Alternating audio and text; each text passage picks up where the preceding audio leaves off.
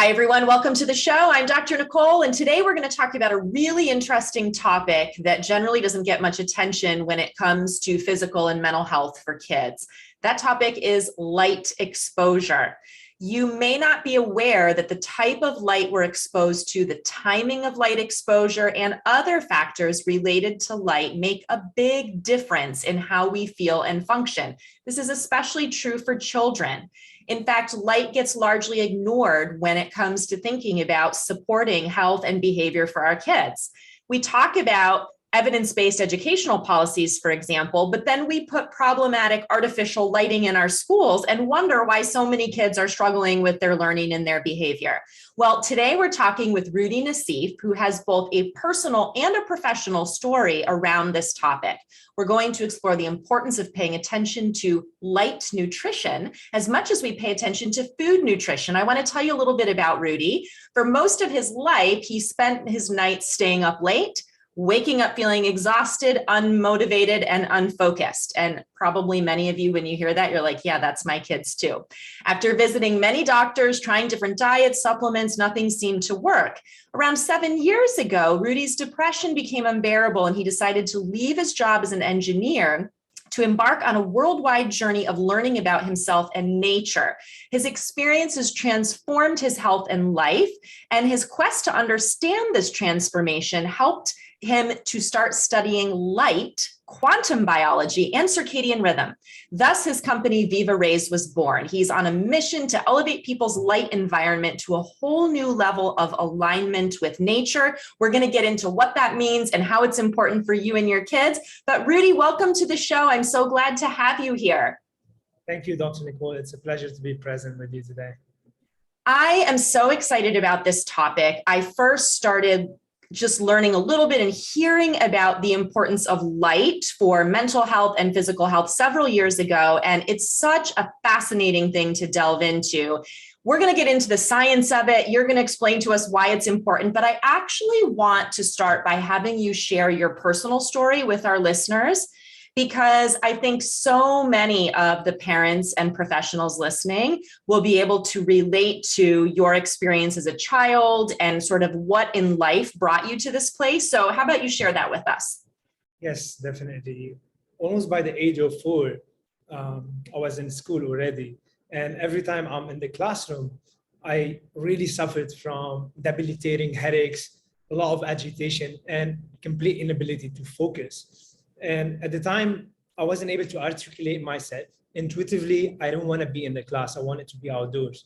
And unfortunately, I was diagnosed with a heavy label called ADHD, which I had to carry around all my life. And then growing up, I turned into a night owl, and I stayed up very, very late, feeling super wired and stimulated. And then I would wake up the following morning, really lacking the energy and focus. So eventually, as I lived within that lifestyle day after day, this led me to deep depression, chronic fatigue, and complete disorientation. And it was really sabotaging my professional life as an engineer. Even my relationship with my loved ones felt like a roller coaster. And as you may imagine, I was genuinely looking for a solution in order to feel better. And to be honest, I kept going from one doctor to another. Conventional medicine wanted to give me prescription drugs, and thankfully I had the awareness to refuse. So I embarked on this long journey of holistic medicine, and I was experimenting with so many different diets, taking different supplements, learning more about meditation. And I used to exercise a lot as I grew up as a martial artist.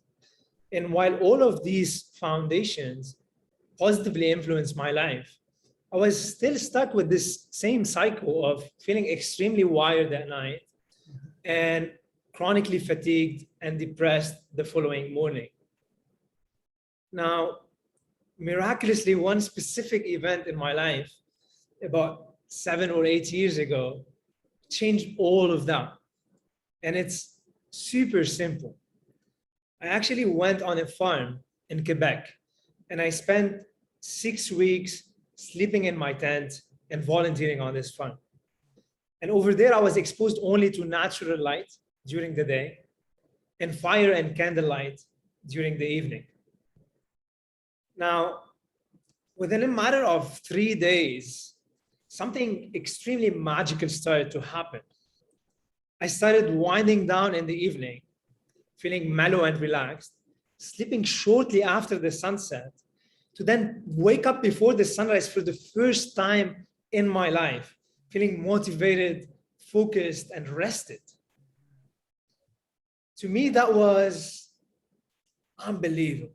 I mean, I went from feeling foggy-headed, completely dysfunctional, to feeling utterly alive. And that happened so fast. I was in complete awe. And what made me feel in awe is that I didn't change my diet. I didn't take supplements, and I was still exercising and meditating in the same way. I mean, how did that magic happen? So when I moved back from the farm back to the city, unfortunately, all of this dissolved, because in a matter of few weeks, I fell back into my old terrible routine. And at the time, I was still living in Toronto, which is a big city.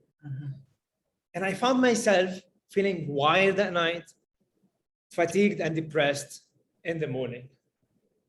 So at this point, I was thinking, how could I go from one extreme to the other that fast? So I decided to go on a meditation retreat. It's called Vipassana. I don't know if you've heard about it. Well, it's a silent retreat for 10 days. And in those 10 days, I had one question wordlessly written in my heart. I really wanted to know what happened. And I was meditating on this. And I had this impulse that was my light environment.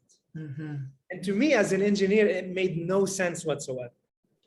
Like, how could a superficial thing makes and affects my life and my health that much? Regardless of all the reasoning, I decided to go with my intuition, and I started investigating more about light, circadian rhythm, and quantum biology, and reaching out to the top world's leading expert in those fields. And it was a phenomenal journey. And I actually learned something very simple, which I knew as a kid. I reconnected back scientifically with the knowing that we are actually light beings. And I could talk more about this through a very simple quantum equation by Einstein. But simply put, we are light beings, and light is the core nucleus of our physical reality. And this also means that the type of light that we expose ourselves to will deeply influence our mood, our sleep, our wakefulness, our performance, our productivity, and ability to focus. And the problem is that in our modern world, we are being bombarded by junk artificial light all the time. And we are not being exposed to healthy, balanced light, like the light that we have been exposed to throughout our biological evolution. Such a powerful story. And a couple things stand out to me that I just want to spotlight, for our listeners. The first is you talked about when you were a kid. And you were a young kid, you were in school, and you shared this with me before we started recording, but you said, as a kid in school, you figured out that being out in the sunshine, being outside helped you. And so you would do things in the classroom to get sent out of the classroom so that you could go be outside in the light to help regulate yourself and, help yourself function better. And that's so powerful. Number one, that intuitively kids know what is good for them and what's helpful to them. We often don't listen to that as adults, right? We're just like, oh, this kid's goofing off, being a problem. But it's like, no, you're trying to get your needs met. But you knew at this intuitive level, even then, that being in the sunlight, being outdoors was helpful for your brain to function. So I think that's really cool, number one. And, the other thing that I'm thinking about is the connection that we see now in the research between sleep problems and diagnoses like ADHD and those types of things. Kids get diagnosed with those things, as you did, when actually many of them are suffering from exactly what you're talking about. Sleep problems, not being able to wind down and sleep, not being able to stay asleep, waking up and not feeling rested. And that plays a huge role in those symptoms. And I think your story just illustrates those things so beautifully. And I think there's a lot of people listening who can start to connect some of those dots for their own child too.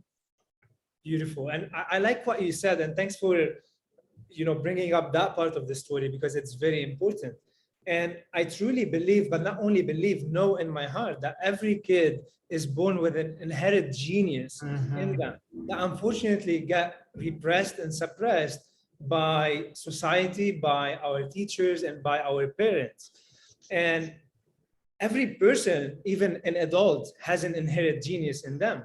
And to me, my journey for the past 7 years was to display that genius that is sitting within me and has always been there. Yet growing up, I have been led to suppress that genius, which always knew exactly what I want. And it's very true that most of the time, adults tend to suppress that genius in themselves, but not only in themselves, unfortunately, in their own kids. Yeah. And if we start learning how to listen more to those kids, especially those kids that we call with special needs, who are deeply in tune with the environment, we could learn so much about those things that are actually affecting us negatively and that we're not consciously aware of. And that those kids are in fact sensing and feeling, and those same things are sabotaging us subconsciously, but we're not aware of. I'm so glad you said that, because I think that's so true. These kids are like our warning bell, because they are more sensitive and they're young. They're more attuned to it, and they're letting us know something in the environment is wrong. And we so often say, well, the problem is in them, that they can't handle this, instead of looking at it exactly as you're saying of, well, wait a second, if they're having sensitivities to this, if things like artificial light, loud noise in the environment, toxins in the air that we're breathing, if those kinds of things are affecting them, what does that mean for me? I might not be consciously aware of it, but these things probably aren't good for any of us. Yeah. Oh, I love it. Let's get into some of the science of light, because I think people will be so fascinated about this. You mentioned when you were telling sort of your story, you mentioned that one of the things you learned is that light is the core of who we are, of how we function. Can you talk a bit about that? What do you mean by that? Why is light so important beyond, obviously we need it to see, but why is light so important to our biology, and how is it impacting us? Yes, so there's no one pathway that I know of biologically that is not impacted and affected by light. So I'm gonna explore a few of those things for the sake of time. But one of the things that truly stood out for me as I was learning about light, I started learning that light actually creates reality. And Albert Einstein taught us through his law of relativity, E equal mc squared. E is light, m is mass, and c velocity, that light and matter are exactly the same things. And this light is continuously being transformed to matter. Okay, so if we take this equation and contemplate upon it a little bit, when light slows down, it creates things of mass. And this means that everything around you at this moment, including the planet itself, comes from the light and is profoundly influenced by light. Now, let's take this a step deeper into humans. We as humans, in our eyes, we have what is called the vitreous EDI, which is composed of water, collagen, and a specific type of acid. And this EDI is an absolutely unique substance that is not found anywhere in the body, but in the eyes. And its job is actually to slow light down before reaching the retina. Okay, so let's ponder the beauty of this equation. When light hits the cornea and the eye, it actually slows down. And through it, we are being recreated with new life every single day. Our brain cells, our tissues, our heart, every organ and system is being regenerated by the quality of light that we expose ourselves to. And we now know through neuroscience that light actually programs all of the neurotransmitters and hormones like dopamine, serotonin, beta endorphins, etc., which I could talk more about the pathway later. But this enables us to make a model of ourselves in space and time and actually perceive ourselves, others, and environment. So light is enabling us to shift perception, which literally means that it's creating our own reality. And this is not philosophy, this is quantum biophysics, and there is evidence supporting all of this. So go ahead. To wrap up this, which I'd like to explore more also, how light affects the endocrine system, our circadian clock, and our nervous system. But just to wrap up this idea, really the right type of light at the right time of the day can create wonders and healing, health, and happiness. However, this light has a dual side to it, because the wrong type of it at the wrong time of the day, when we haven't been evolved to get that light, can lead to depression, anxiety, hyperactivity, mental health issues, and chronic illnesses, as I shared in my own stories and as I have been witnessing and seeing in the stories of thousands of people that we've been working with. So let's have you say a little bit more than when you say this dual aspect of light. The right kind of light at the right time is critical for our brain and our body to function properly. The wrong kind of light or the wrong time of day is a problem. When you say the right type of light, what are we talking about there? What is the type of light that humans need and benefit from? So we're actually talking about the light that has driven our biological evolution. We're talking about 1.5 billion years of evolution of this single cell organism called bacteria turning into mitochondria, and this whole evolutionary process that has been triggered by this spark of light that we have evolved under. And even it wasn't until the 1970s until science started recognizing that light entering our eyes was not only for the purpose of vision, and vision was only a very small aspect to this light. We now know that this light is directly controlling and stimulating and regulating our endocrine system and our nervous system. So let's talk a little bit about the nervous system, which is this phenomenal system that is continuously maintaining balance and homeostasis through the two subsystems, the sympathetic and the parasympathetic nervous system. Now, we all know that the sympathetic is going to support us in action when moving, when studying, when we're actually pressing on this accelerator pedal throughout the day. And this system is actually activated during morning sunlight by this inclining of the blue and green light frequencies in the morning. And when this system is activated, we start feeling alert, focused, able to, having higher cognition. And relating this to what is the right type of the light and what is the wrong type of the light. When we are exposed to this blue and green light frequency in the morning, it's never in isolation from the other frequencies of light, visible and invisible. For example, the arrival of the invisible frequencies, UVA, about an hour after the sunrise, and the presence of the yellow, orange, red, and infrared balances out this sympathetic arousal through the right and the balanced activation of the parasympathetic system, which is the brake pedal, right?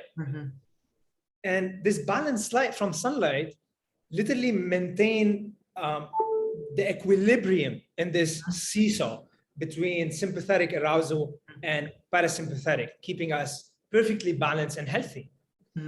Now, let's take the other side of the equation, because when we're thinking about a particular day, a day has daytime, which is when sunlight is present, but it equally has nighttime in the absence of the sun. And that's when we are actually designed to heal and repair.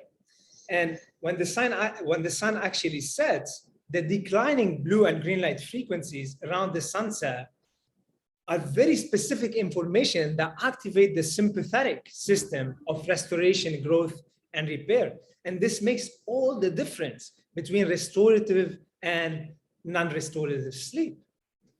However, if we are continuously exposed to junk artificial light that is very high in the blue and the green all day long, we are being subject to sympathetic arousal day and night. And this throws us off balance. We become hyperactive, we become wired. This leads to anxiety. Suppressed anxiety start leading to depression. And there's a cascading complex effects that happen because of a very simple cause. So once again, nature has it all figured out. And we humans come in all of our, big brainness and advanced, technology and lifestyle, and we screw it up, right? I mean, what you're saying is nature has it figured out. The way that light, the rhythms of light in the day and the night, and the rising of the sun, and then the bright light in the middle of the day, and then sundown and sunset, and then the dark of the night, all of that is what our body and our brain are designed to regulate with for our nervous system and for everything. And yet we've come in now and created all these artificial sources of light. We don't live our life by the natural cycles of light anymore, and it's really screwing us up. Totally. And one of the fundamental problems that we are dealing with is, as humans, we are so focused on building those cities and those technologies, yet we are not balancing this out by building humans first. And there's a very specific saying that resonates with me so much. In vain do we build the cities if we don't build humans first. We will run into big problems because, technology could be fundamentally balanced, but we got to first learn how to balance our desires so that our manifestation of those desires are ones that are manifesting balance. And unfortunately, when we are dealing with, computers, artificial lighting, we are always thinking of how can we create systems that will create more, that will enhance our economy in certain ways, but disregarding completely that we cannot enhance our economy if we don't think of enhancing humans' consciousness and humans' biology at the same time. We will destroy ourselves. So true. And I'm thinking about, as you talked about the different wavelengths of like the green and the blue, and then, the red, orange, and the yellow, it's one thing for a long time now in our modern society, at least, we've had, light bulbs and artificial sources of light in our environment. And that in and of itself is an issue. But I'm thinking about even in the last decade, where we've now gone to having these devices constantly. Children have their tablets, their smartphones, their computers, their laptops all day in school, and then their computers at home. It's not like when I was growing up and, we had artificial light, turn the light switch on, okay, artificial light. And we had a television that we sat across the room from and watched. But today's kids, and in the last decade especially, there's these screens constantly in their face. And that is an extreme source of blue light, correct? That is really exacerbating this problem. Yes, definitely. And this is where Albert Einstein's equation comes in, by realizing that light creates reality. So taking a step back and asking ourselves, what type of reality do we want to create for ourselves and for the future generations? Unfortunately, this artificial light is altering humans' reality in ways that are causing chronic diseases, that are destroying our sleep, and that is affecting our hormonal production in a very destructive way. We could dive a little bit more and talk specifically about how this light is actually sabotaging our circadian clock, which controls thousands of different processes in the body. And it's now even known that it's actually controlling the mitochondria, the power engine in our body that produce our energy. And that it has recently come to light that most of our modern chronic diseases are originating in the mitochondria, losing efficiency in the mitochondrial genome. I definitely want to talk about the circadian rhythm piece, because I think this is so critical for adults and kids. We're focusing on and thinking about how these light issues impact kids, but also they're impacting parents and adults as well. And so many parents who we see in the clinic, yes, the focus is on their kids. However, they're reporting they don't sleep well. They can't wind down to sleep. They can't turn their brain off. They're waking up exhausted. And when parents are not getting good quality sleep, they can't parent their kids well. And you get into this whole cycle. And I think so many people don't realize the basics that you're talking about here, about how light is impacting us. And if you're trying to fall asleep, curled up in your bed with your phone scrolling Instagram or whatever, and then you're wondering why you can't fall asleep and why you're waking up exhausted, like this is a problem. So yes, let's talk about the circadian rhythm. First of all, define for people, what are we talking about when we say circadian rhythm? And then how is light so important for that? Yes, definitely. And that's a great point you bring, because in most situations, kids will literally imitate the behavior of their parents. Yeah. So what type of the behavior is the parent, passing on to their kids? We cannot expect kids to shut down screens and behave in advanced ways around light dark cycles if they do not get that understanding and experience through observing their parents first doing this. So, yeah, I totally agree there. And when we talk about, great sleep and energy, most people have this embedded belief that they are, let's say, I'm a light sleeper or I am a night owl. And they have those definitions of themselves, thinking that they were born like this. But the truth is that getting a great night's sleep consistently and waking up feeling refreshed and energized is not something, that happened by chance. It actually happens by design. And it is controlled by a circadian force. Now, circadian, it comes from the Latin word circa and dia, which means approximately a day or 24 hours. And this rhythm actually exists in all of nature, in animals as well as in plants, because all of us as biological species on Earth, we experience an unescapable daily change in the environment. It's a very simple one, yet unescapable one.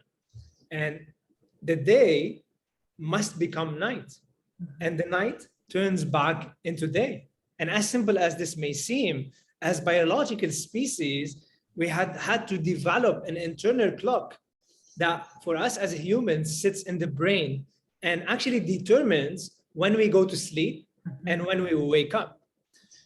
But not only this clock controls thousands of biological processes that are designed to happen every 24 hours, like bowel movement, things like digestion, the insulin release from the pancreas is a circadian one, reproduction and mood, the release of dopamine and serotonin is a circadian one, and there's thousands of different biological processes. Now, the beauty of the circadian clock is that it's designed to time all these biological functions to an optimal time of the day or the night during a 24-hour cycle, so that we could perform at our best.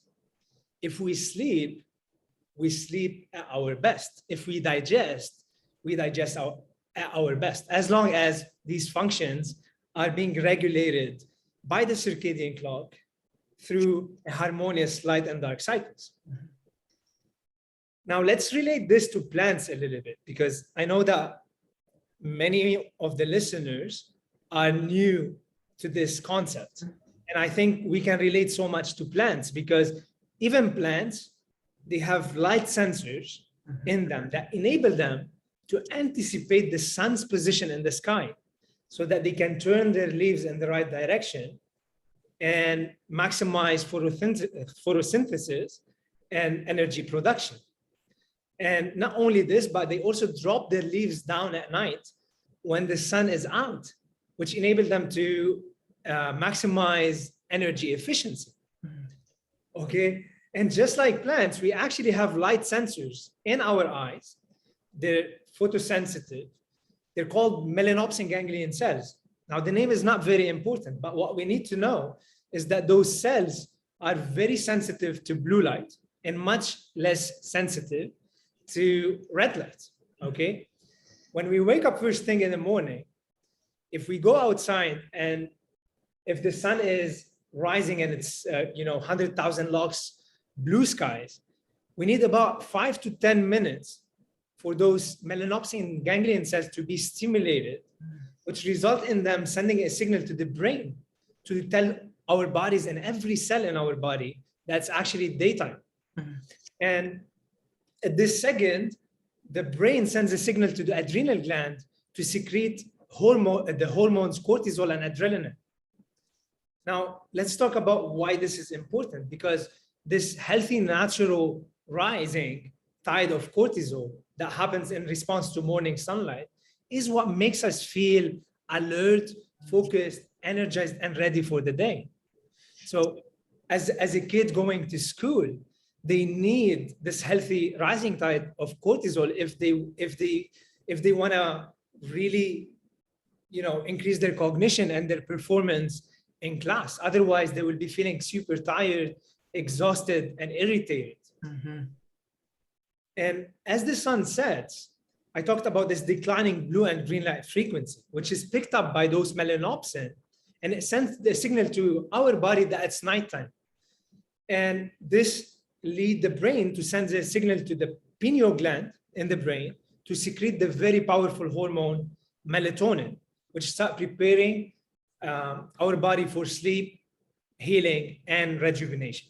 And if we don't get this cycle right, there are tremendous detrimental effects associated with it, from depression to anxiety to impaired learning to sleep problems. And this is why we really emphasize in Viva Rays to get that morning sunlight right, which we could talk about several steps, because it's not only about getting those 5 minutes in the morning. There's more into it, but also getting the darkness that your eyes are looking for after the sunset, which means the absence of blue and green light, so that your body could trigger the production of that melatonin and growth hormones, which we all need when we are sleeping.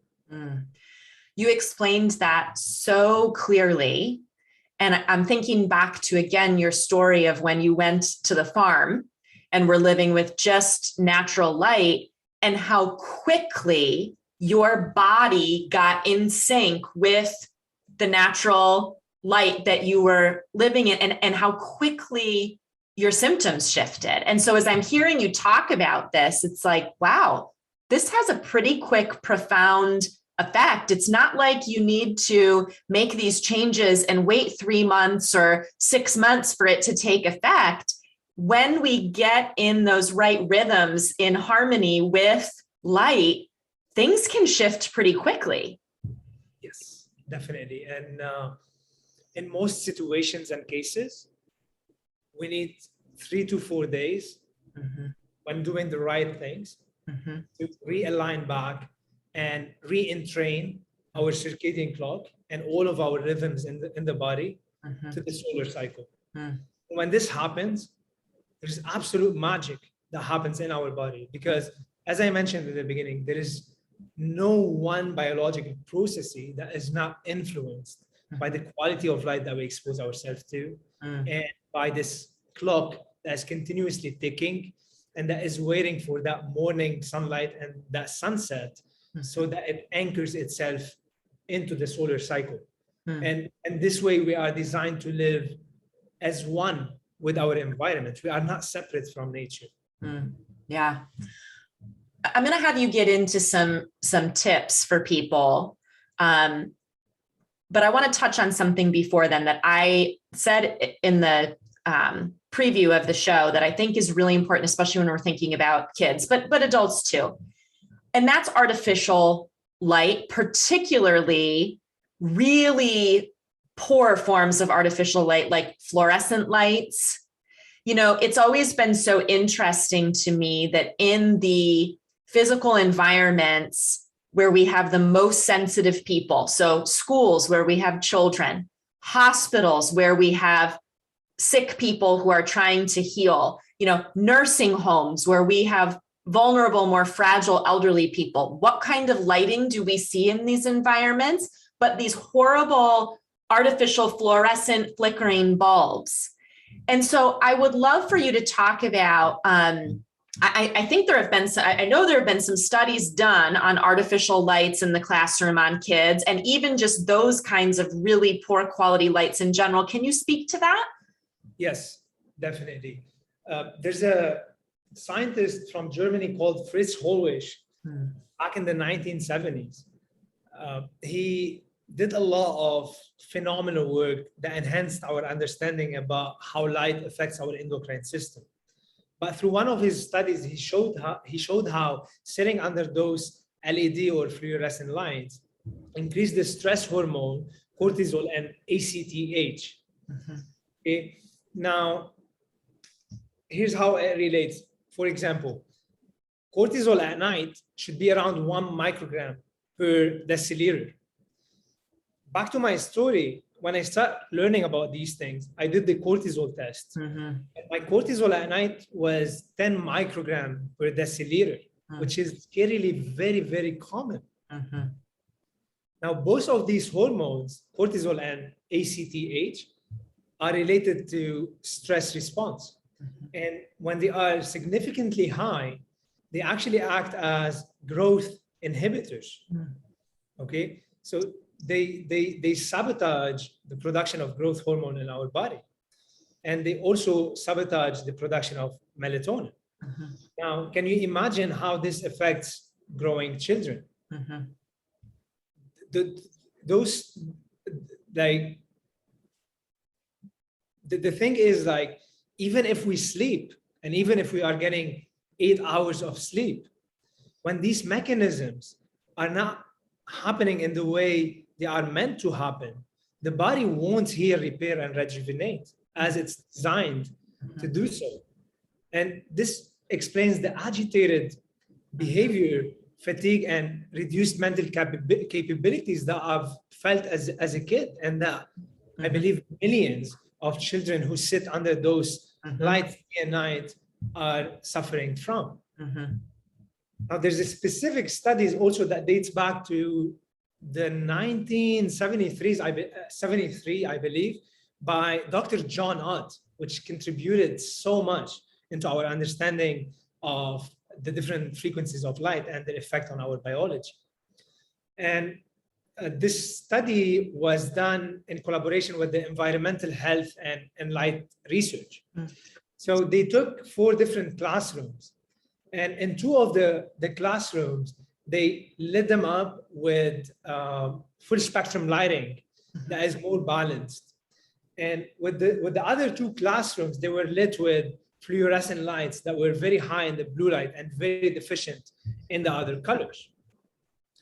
Now, the interesting thing is that under those junk lights, many students were demonstrating hyperactivity, fatigue, irritability, and attention deficits. And whereas in contrast, in the 2 classrooms with full spectrum lighting, those students' performance increased, their behavior in general improved, and even their academic achievements improved. And that happened within 1 month of installing those full spectrum lighting. So also many kids with special needs, you know, or what our society call learning disabilities, that had extreme hyperactivity problems, they miraculously calmed down and overcame some of their reading and learning challenges as they were giving those kids much more time also to go outdoors and to be exposed to natural sunlight through different increments throughout the day. Yeah. So important for people to be aware of. In my first career, I was a teacher. And when I was just out of college, I did a student teaching experience with an amazing, wonderful teacher, very non-traditional, very, doing things differently than most of the other teachers in the building. And she was aware of that research. And when I first walked into her classroom, I noticed like the lighting was different. She had the overhead lights turned off. She had lamps. And she explained to me about the difference that she just noticed in her classroom with that. And so when I was a classroom teacher for the years that I did that, I did the same thing. I would have natural sunlight coming in through the windows. I had lamp lighting.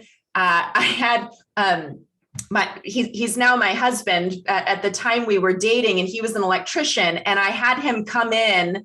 I didn't ask my principal if this was okay to do. I had him fix the overhead fluorescent lights to remove half the bulbs to make them less noisy and less severe. So I made all these lighting changes. I was working with kids with pretty severe brain challenges at the time, and just creating a light environment that was more tolerable, more supportive. I mean, still not ideal because of what I had to work with, but just even noticing the changes with that. And I think these are things like for all of you listening who work in schools or work in therapy environments with kids, thinking about the quality of light. What is the light like in the environment? What changes can you make to better support that? That's a really tangible thing we can do to help kids.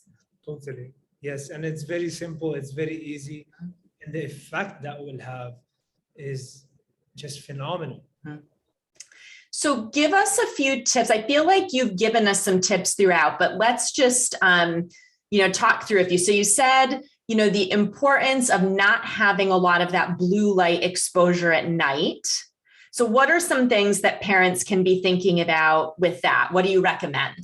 Yeah, so I'm going to try to break it down as much as possible. There are so many different steps, but if I don't go through all of them, I just want to invite the listeners to check out our free e-booklet. It's called Light, the Key to Mastering Your Sleep and Energy. And it has a culmination of 7 years of understanding those different concepts and making them super simple, accessible, and easy, breaking them down into actionable steps that anyone could take to elevate their light environment to a whole new level.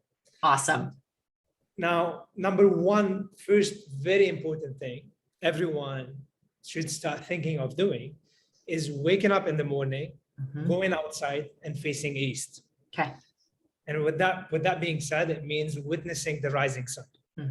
Many people wake up nowadays, they turn on their artificial light, they start looking at their phones.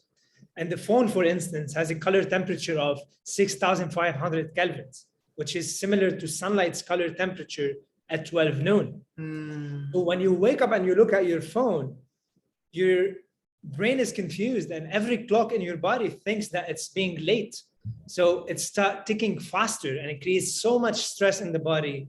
It sabotages, your alpha and theta wave frequencies that you wake up with, which are incredible states that you can access a lot of creativity and power through those states. So we don't want to sabotage those states. Going outside first thing, facing east and watching the sunrise, very important step. Now, how much is enough? Obviously, the longer, the better. But when it's 100,000 lux, clear blue sky, 10 minutes is enough to trigger that circadian system. And if we were to be up north on a very cloudy day and it's extremely dark outside, then no problem. That's when you actually want to stay outside for longer periods of time, because we have these systems in our bodies that we can sum up photons over a period of time. So if there's less photons from the sun available, all we need to do is spend more time outside. And in that case, if it's extremely dark, 45 minutes would be great to stimulate that circadian system. So that's in the morning. I have a question though. People are going to say, well, what if I live in a really cold environment? Like I live in Michigan it's dark, it's cold. Can we do that using like a light box, or is there another way that we can stimulate that or help ourselves with that if we can't physically be outside at that hour of the morning for that long? Yes. So there's no other way that I'm conscious about that will create even effects that are similar to the ones that we get while being outdoors. Now, when it's cold, the environment is actually calling us to start behaving differently. And what I mean by this, I'm going to take an example of a wolf in nature.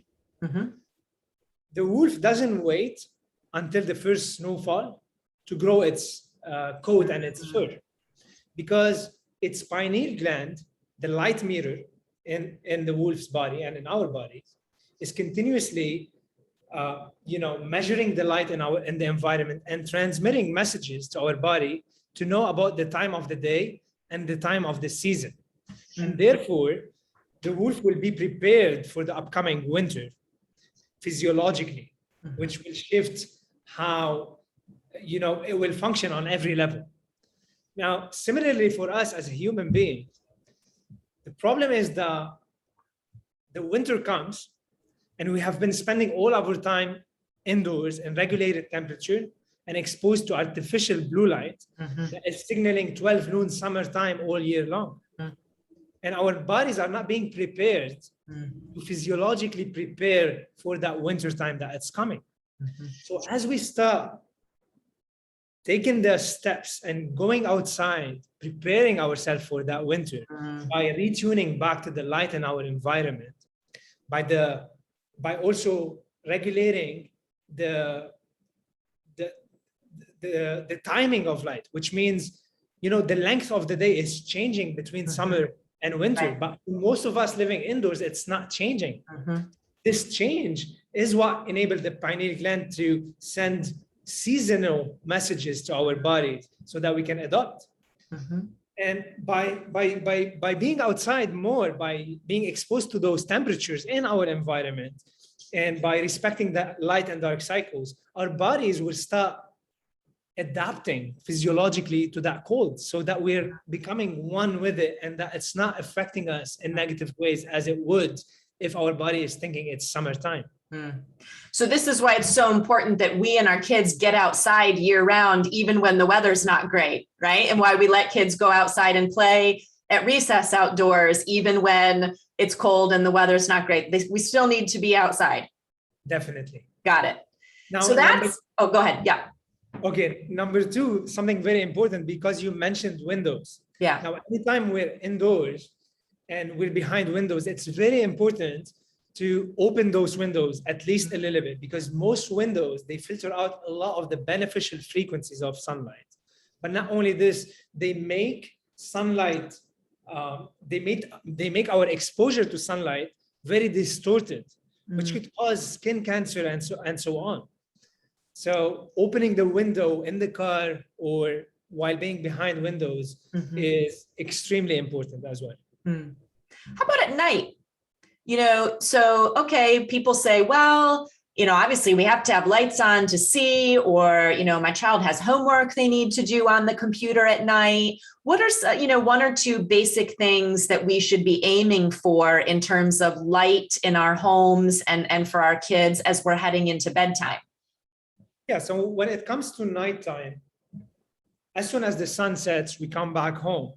We don't want to be exposed to the wrong frequency of light that will confuse our body and brain again into thinking it's daytime. Therefore, we need to find efficient ways of filtering out that light. Now, one of the simplest and greatest ways to do this is to wear glasses, high technology lens technology systems that are designed to filter out specific frequencies of light at particular times of the day, like the ones we developed in Viva, which I could talk more about. Now, number two is also being aware that we have been accustomed to so much brightness at night. And for most of us, when we start decreasing that brightness, it's going to feel uncomfortable first. then within a matter of hours, even days, few days, our eyes will readjust back. So we want to make sure that we are in an environment where we could still see things, but that we're not, that it's not bright enough so that we can have a distinct awareness of differences in colors. Anytime we have this distinct awareness and being able to see different colors in the room, it means it's too bright, and it means it's stimulating our circadian clock in the wrong way. So maybe lighting up, Himalayan salt lamps, keeping the light at a floor level rather than overhead is another good way to decrease stimulation to the circadian clock. It's great. So parents, I'm thinking about as you are starting your evening routines with your kids of winding down and quieter activities and maybe the bath and all the things that you do heading up towards bedtime, thinking about how to improve the lighting for that time is important. I love what you said. Keep it at ground level, the Himalayan salt lamps, maybe having candles, thinking about really shifting to lower light during those times will help our kids be able to settle down and fall asleep better. Yes, definitely. And treating this as a ritual, right? Like you're setting the space for the good that you desire in your life, and having acquired the knowledge and the understanding of the importance of this window of time in our lives, the more we start engaging with it creatively by setting nice calm music, making a hot bath, making the lighting warm and relaxing, and going towards doing activities that do not create sympathetic arousal in our nervous system. All of these things will start acting together as a very solid system that will enable us to take our sleep to the next level. But not only this, our sleep will be tethered to how we wake up in the morning. So if we expect to wake up feeling energized, rested, motivated, and really, excited about life, we really got to be taking care of that second aspect of the day, the yawn of the day, like the yin yawn, and make sure that we're engaging with the window of time in ways that are respectful to our biological evolution. I love that, creating a ritual, which is so helpful for us and our kids. I know we need to wrap up here. I do want you to just spend a minute or two giving us an overview of the glasses that you have at Viva Rays, because I know that many people are aware of, the orange glasses or the glasses you can wear at night, but you guys are doing some really unique things with that. And you've got different pairs for different times of day. So just give us a quick overview of what you provide with those. Yes. So after a lot of experimentation and testing and seeing what works and what not, we collaborated with circadian experts and with optic experts in BC. And we came up with a 3-lens technology system. So 3 different lenses for 3 different times of the day that are designed to block different amounts of light, depending on the light that is present outside in nature. So now the first thing I want to give an alert about clear blue light blockers, because this is very common and many people are getting bombarded by these ads.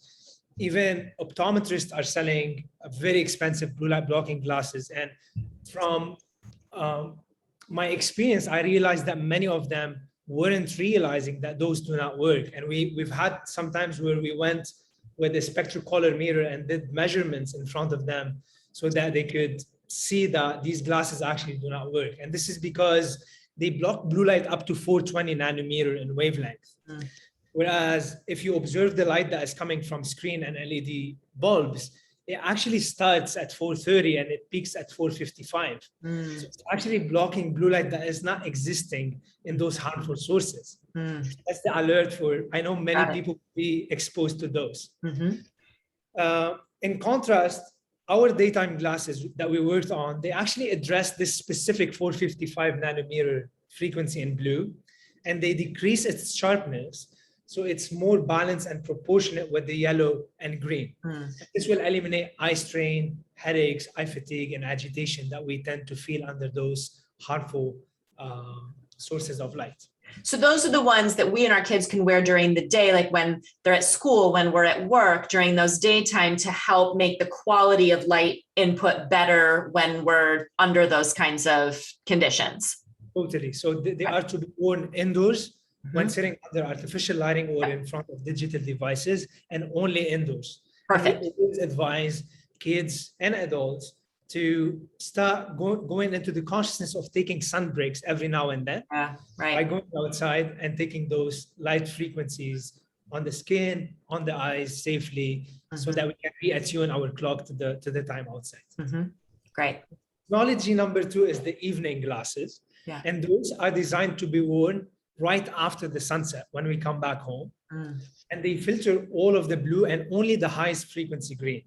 So we engineered them to mimic the color temperature of a bonfire. Okay, and those are really useful in the shorter days of the year, in the winter, fall, and spring, when the sun sets really early. Because you still have, some evening activities to run, cooking, if going to a mall, driving, and you want something that will help your nervous system to calm down, yet that will enable you to still run those evening activities. And this is where the evening glasses came from. Great. Lastly, the nighttime one is designed to be worn after you finish your evening activities, about 1 hour before bedtime, when you're completely ready to do nothing, and to give yourself fully the time to completely wind down and to ultimately help your body to optimize melatonin and growth hormones so that you can get the best night's sleep ever. And those block 100% of the blue and the green. But not only this, they have a very interesting feature. They decrease the brightness of light by 20 times, which makes it super dark. But again, our body needs this before going to sleep, and it makes all the difference in the quality of our sleep. It's so great. You've really made it more doable for us in our modern life with our schedules and things to be able to support ourselves with better light, even with, as you said, having to do the activities we're doing or having to send our kids to school or being in front of the computer. These glasses give us a way to support ourselves with the lighting, even in environments that we can't control. I think it's great. And I would love for you to share where people can find out more. And you said that you have the ebook available too, that people can download for more tips and information. So where can people go to get all that? Yeah, so if you go to www.vivarays.com, VIVARAYS, that's where we have all of our products and glasses, which we're also right now working deeply with so many engineers in the Netherlands and in the States on developing next level lights that are actually designed to mimic sunlight in ways that are unpresent in the industry so far. And we're very excited about this. But you could also access the e-booklet, which is very short and sweet. I do believe that most people could finish it in a few hours. And you could download it for free on our website. The last thing I want to say is that I mentioned 3 different lens technology. However, we came up with a very cool system. It's called the clip and go, which enables you to have one frame and to seamlessly transition from one lens to another without carrying 3 different frames around. And great idea. Super affordable for people, so they don't need to buy 3 different frames, and very convenient. Awesome. Rudy, I love what you're doing with this. Your passion for this comes through, and appreciate you doing all the research and sharing it with us. I know this really has got our listeners thinking about this, and I'm sure people are going to leave this episode and make changes and hopefully check out the glasses and the other things that you have to offer. Thank you so much for the work that you're doing and for being here and sharing it with us today. Awesome. Thank you so much, Nicole. And thanks as always to all of you for being here and for listening. We'll catch you back here next time.